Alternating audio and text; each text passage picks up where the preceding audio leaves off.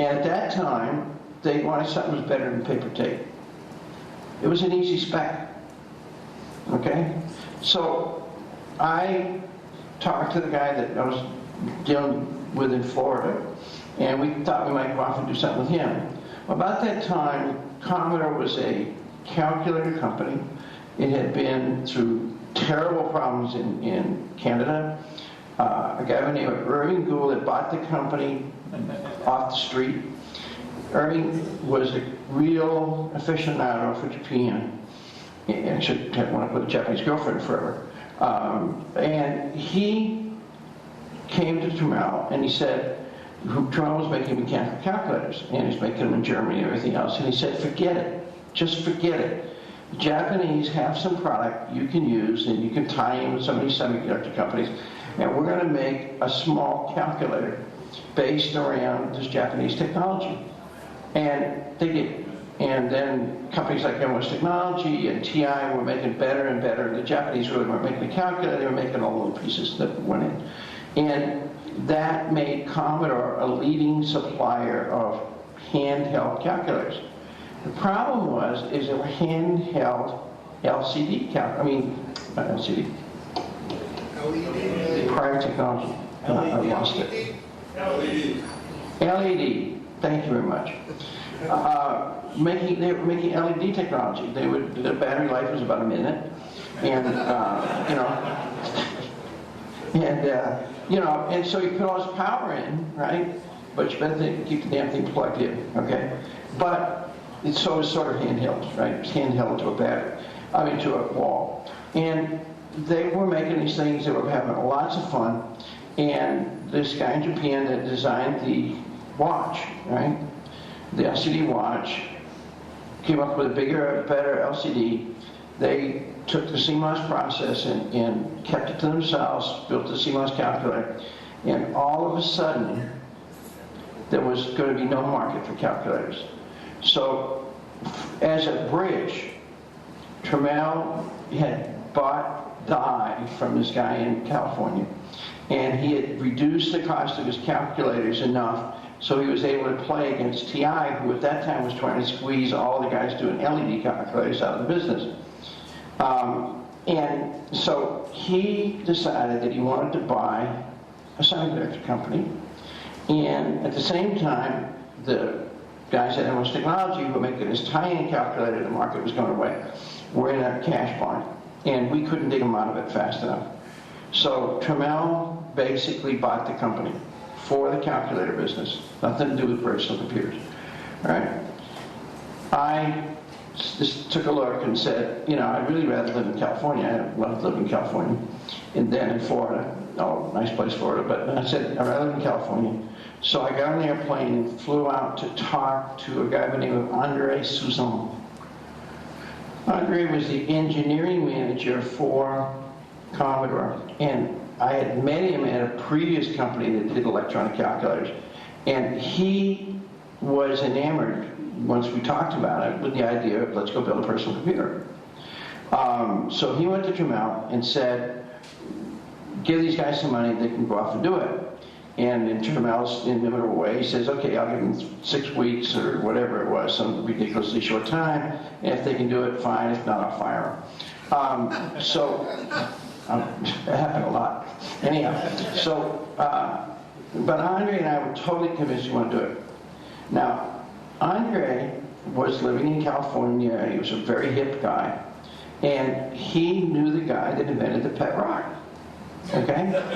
So he said, we're going to call this computer PET, because if a guy can sell a rock for $25, right? We can sell a computer that's called PET, all right? So no matter what you heard, Peddle, Ziegler, personal electronic transactor, all that, I was stuck with the name PET because Andre, who was kind of back in the program, was convinced that what we should call it was the PET, all right? Now, what's funny, and I'm going to tell you this now because I'll probably forget it later. We were never able to sell the PET computer in France because PET means shit. This guy was an Italian Frenchman. he knew that, right?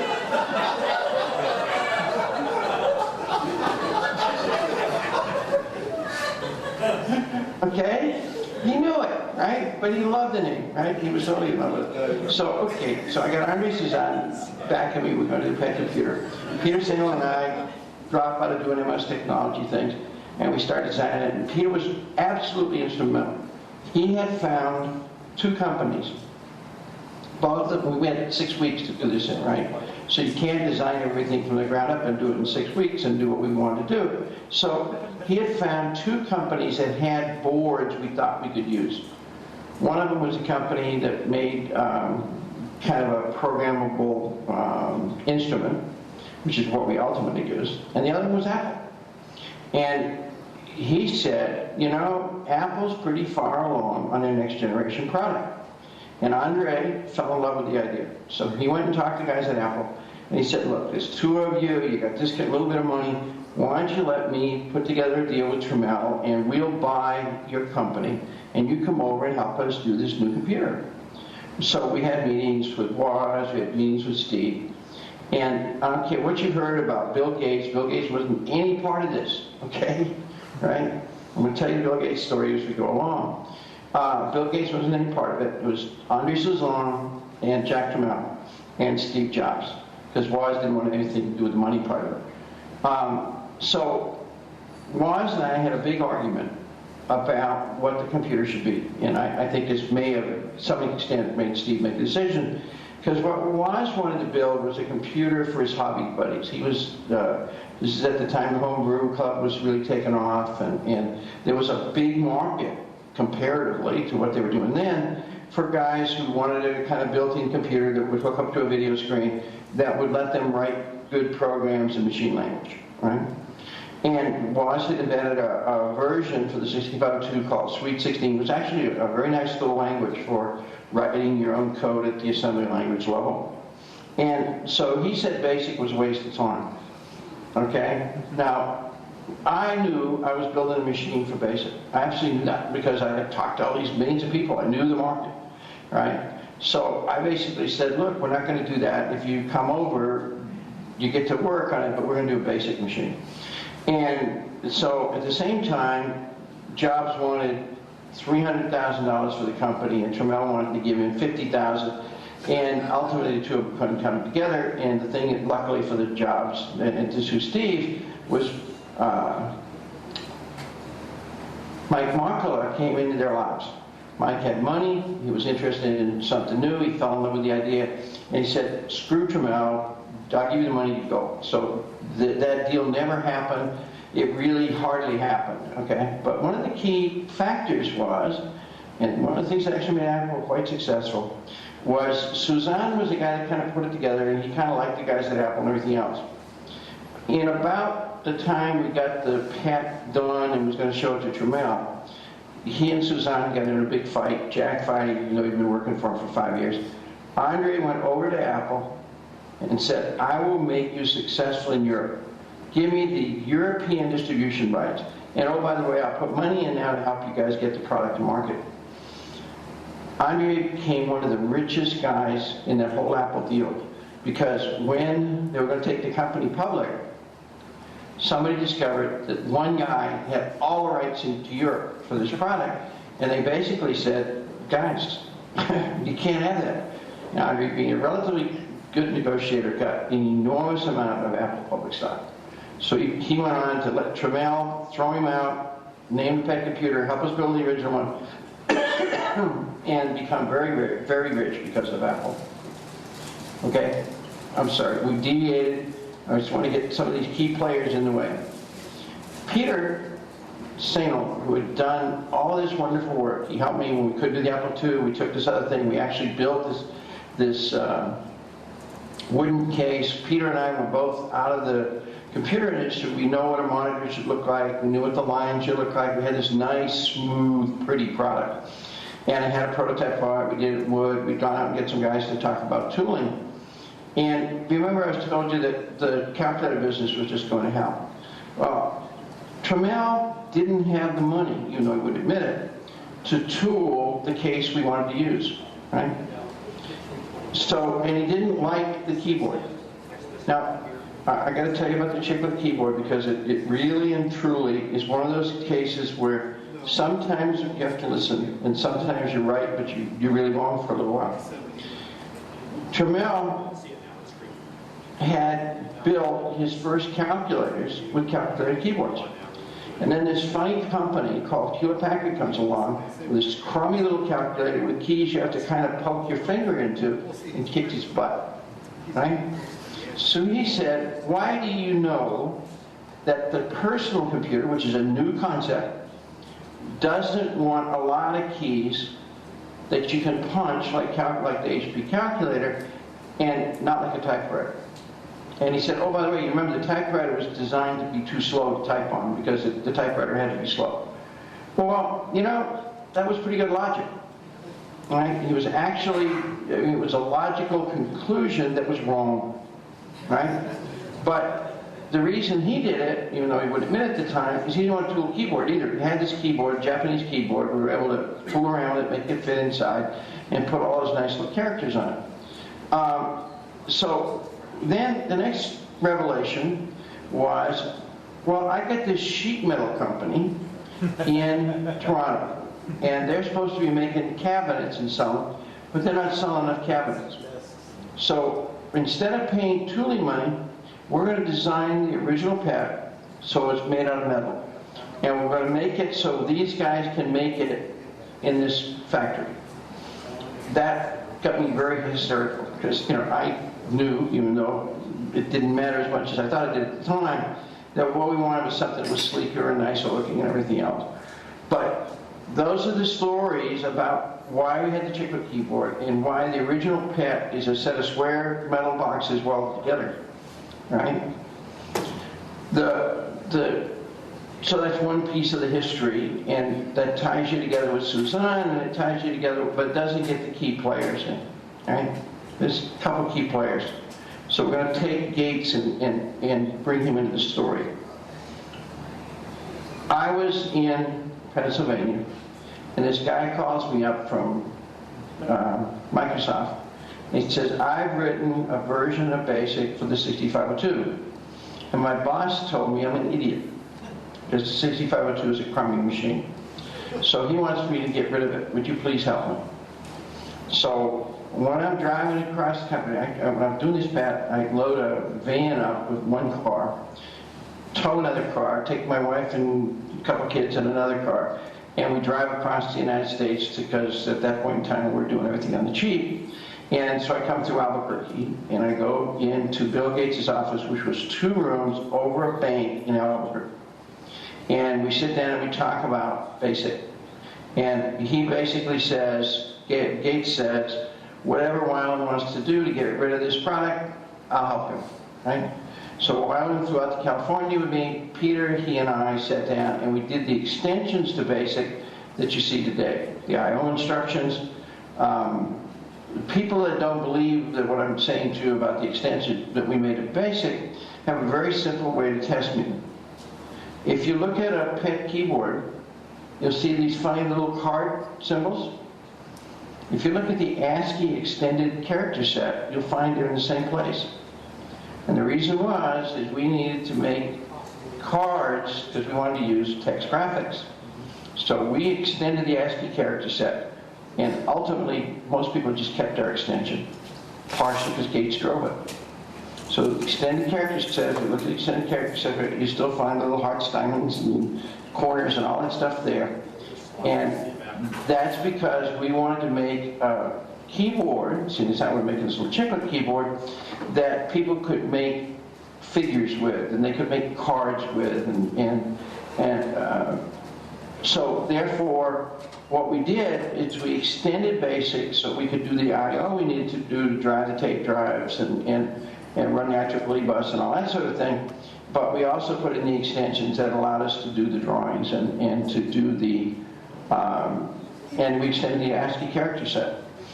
So what happened then is we did the extensions, they wrote them, Weiland wrote them, and then Gates said, I want to sell this to you. And we said, well, we can't have much money. So he says, okay, you can have it at this price. And I'm morally committed not to tell you how cheap it was, but you couldn't buy a car today for what we paid him, okay? For the original BASIC, because he didn't believe in 6502. So that was an important step in Bill Gates' life that he made for the wrong reason, right? And you never heard the name Rick Wyland, because I don't think he even got rich, right? But he was the guy that did it for Gates. Okay, so we've got a BASIC. We know we know that we're going to build the product in BASIC, and we know that the BASIC is now strong enough to do the kinds of things we know we need to do. We started designing a keyboard. We have a couple Japanese guys that are helping us design that. We have a box. But I don't have any engineers. So I get in touch with this guy in Florida with Ponytail, and I said, how'd you like to come to me in California and build the next generation computer? I said, well, I got nothing else to do. He gets in his little car, drives out to California. Now, this guy's name is Bill Seiler. He's one of the most influential guys in the personal computer business, and he's never got any credit, and he never will, because he's a very quiet guy. Got to tell you a little Bill story. When Bill pulls up to my place in California, he's got this crummy little, remember the original Honda, right? And I said, well, when's your stuff coming? And he said, well, it's not. He says, I'm like a turtle. I don't own anything that I can't put in this car. Okay? I want to tell you about Bill today. He's got a house in Hawaii. He's got a house in Northern California. He's got another house in Arizona. He owns several cars and a wife that loves to spend his money. Okay? And Bill does not, Bill Seiler is not anymore able to get around in a single turtle type environment. But it was a funny transition. So I get this Ponytail guy that's a good engineer, but not that great a programmer. Here's where my friend Roger Camp changes the world. I needed a programmer. I didn't have a programmer. I called Roger Camp up because it's just the time that students are coming out of school. I explained to him what I was doing, and I'd actually tried the idea out on him before, when we met before, and he liked the idea. And I said, can you suggest to me somebody that would help me finish this computer? And he says, well, I got this loaner that works for me, and he's getting ready to go to IBM, and he's just going to get eaten up at IBM. I'm going to go tell him personally to get on an airplane and fly out and see you. The guy flew in, and I kidnapped him. Right? I put him in a hotel room. He didn't have a car. And I put him in a hotel room, and we brainwashed him for about 3 days. Okay? So he decided that he would come work for us. And he called up Roger, and he said, I'm going to do it, right? And we said, okay, we'll buy you some clothes, just stay here. So the guy stays like 3 weeks before he goes home and gets the rest of his clothes and comes. And we by that time, we laid out a lot of the operating system, everything else. Really good, really strong guy by the name of John Fagans. Well, about 2/3 of the way through this little session, somebody in panic calls Roger from IBM and says, you got this nice young guy, who's supposed to have reported here about 2 weeks ago, and we heard he left to come report to us. And we were afraid he got kidnapped. And Roger said he did. Because he had. That's how John Fagans became the guy that not only did the original software for the PET, he was the guy that did the software for the VIC-20, and he's the guy that did the software for C64. John was a very quiet guy, but his way he did code and the way he organized himself and the way he did operating system, in my opinion, was one of the keys that made our product possible. So I had this really weird hippie guy by the name of Bill Seiler, who made the electronics work. I had this kind of shy, kidnapped guy who was doing the software. A gentleman by the name of Fuji, who was a Japanese engineer who was putting the thing together, and a guy named Weber who read up on Adam Osborne's way of making a monitor and went off and started trying to make a monitor. And one of the things I had to find is I had to have a cassette drive that we would put into the box, because at that point there weren't any floppy disks that were being done. And so Fuji said, well, I can get you this cassette, it costs about this much, and these guys will support you. And he says, I can get you a flyback from this company and a yoke from this company in Japan. And so we kind of put the thing together. And so I got this hard drive in my hand. This cassette in my hand. And we started trying to record on it, read back, and it doesn't work. And I don't know if any of you were around during the time when everybody tried to make cassettes, write programs, and beat them in. Woz did one for the Apple. It didn't work very well. Stuff worked very well. And I wrote the last piece of code I wrote. Because what I did is I sat in the lab with a scope in my hand and a development station in hand, and I kept tweaking the code till the screen looked good. And because we had this limited space, every piece of code I wrote was undocumented. Right? It was the worst piece of code you've ever seen in your life. I had 6 different guys. Ask Russell when he comes up, because he was one of the guys that was told to see if he'd go in and rewrite it. Everybody looked at it and said, bullshit. Why am I going to touch it? I'm not going to look at it, because it's so bad, but it works. Right? And so that piece of code still existed in the pad forever, right? It really did work. Our cassette worked better than everybody else. But literally, I wrote it with a scope in my hand and just writing code and no documentation. And 2 months later, I couldn't remember how it worked. Right? When people would ask how it works, the answer is, I don't know. I wrote it real time. And so this little piece of undocumented, wonderful code was the last thing we needed. We were able to start reading and writing cassettes. We made a terrible mistake. We designed our computer around MOS Technology memory. Well, MOS Technology was a good company to make 6502s and big calculators, but that memory didn't work. We thought it would. So we had to go in and redesign the product in a real hurry around some Cinetech product, which luckily did work.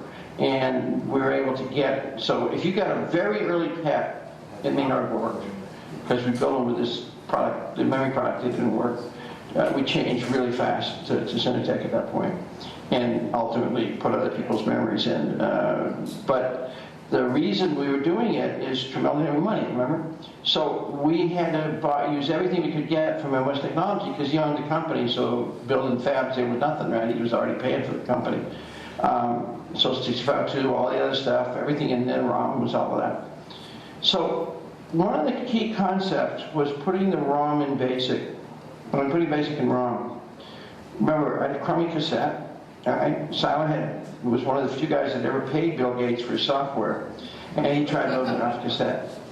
It was a real serious issue, and it sounds to you obvious. But at that time, ROMs had just exploded, right? They'd gone from really small to really bigger. And so the idea of building in the basic operating system, how the screen worked, and all that stuff in ROM was brand new. And in fact, Radio Shack actually did their first machine in such a way they had to redesign it to be able to fit enough ROM space in, because they screwed up and didn't put a basic in. Apple had to hack around their machine in order to be able to get the basic in. I put it in ROM anyhow already. And we designed using a ROM. And because MOS Technology was good at making calculator chips, which are heavily ROM-based, they were able to make a good-sized ROM that worked. And we made good combo chips that worked, which is why we made the Atari game work. So at this point, we know we're going to be in ROM. We know we're going to be able to do all of these things. So we were ready, okay? Tremel wasn't. He basically said, build me a prototype and show it to Radio Shack. So Peter and I worked day and night, literally 3 days, 3 nights without sleep at January CES show in Chicago to get a computer that we could show Radio Shack. Well, 2 days into this thing, we finally get the screen to start to work, and we discover it's upside down. I don't know if any of you ever tried making your own monitor. That's a fairly common mistake, right? So like your eyes, right? Your eyes where you see everything upside down. Well, if you build it initially, you'll make the screen upside down. So we had to learn how to do that, followed California, and I think we actually got Anna Mosburn to teach us how to do it, to put it right side up. And we got the thing ready, we showed it to the Radio Shack the last day of the show. The guy at Radio Shack says, okay, I want to buy 100,000. And Trammell says, okay, but you got to buy 3 million calculators with it. The guy says, screw you, on the left, I'm going to do my own. And literally, that conversation took less than a day.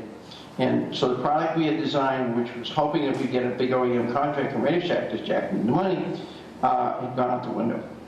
So at that point, Trammell's a little bit impressed with the fact we worked so hard and sort of got something to work. So he said, okay, keep going for another 3 months. Well, luckily, what happened in that 3 months or 4 month period, whatever it was, is this funny little show called the West Coast Computer Fair, right?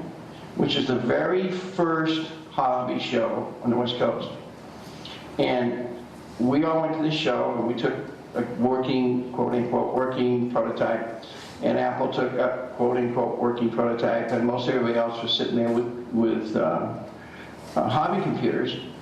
But what impressed Trammell was standing outside of this hall was this queue of people paying $25 to walk in and look, okay? Because there was nothing happening in the show, you didn't get anything free or anything else. And $25 at that time, it's 1977, right? Was not a trivial amount of money for an engineer or something to clock it out. So Trammell said, if we can do this, we're going to be like HP. I said, okay, that sounds good. I like HP, right? At the same time, I wanted to do an I/O structure, and I wasn't sure, even though I told you all those great marketing reasons for why I did the computer the way it is, I wanted to give myself a back door.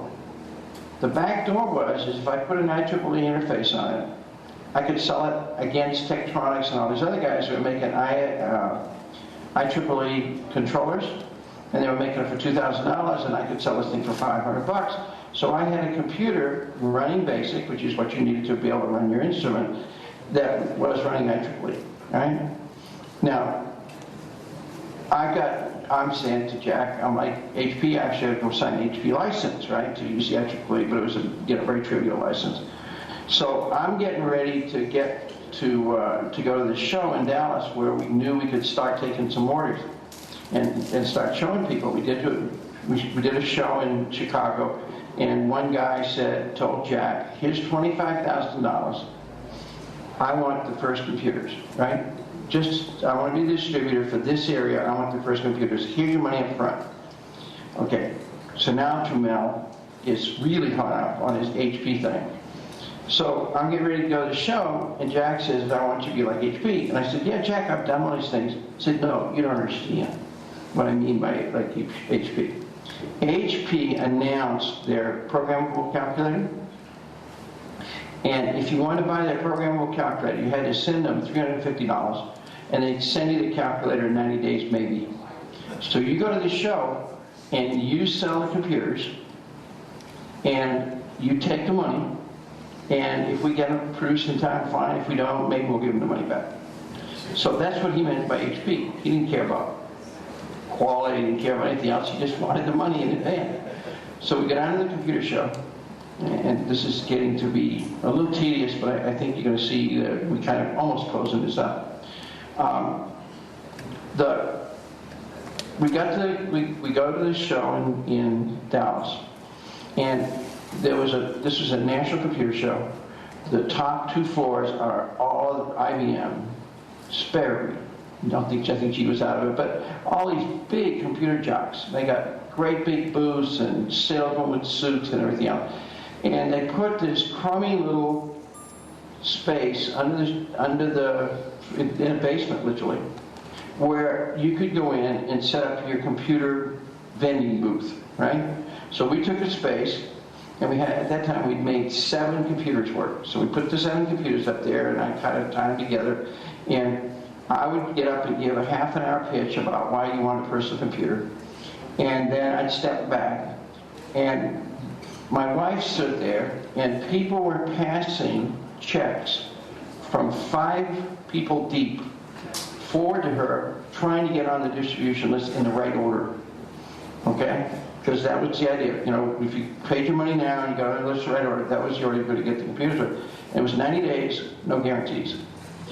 So I was having fun, but I wasn't needed because they were so much checks. So I walk upstairs to the show. On this entire first floor was not one customer. Everybody in the booth were the salesmen hanging out, and about a third of the salesmen were down trying to get my wife to sell them a computer. That was the last time, right? The last time, 1977 was the last time the computer industry lived. They didn't know it for about another 5 years, right? Ultimately, IBM had to go in, everybody else had to go in. But that was the last day. And it was because what we had done was to build a computer that did what people wanted it to do.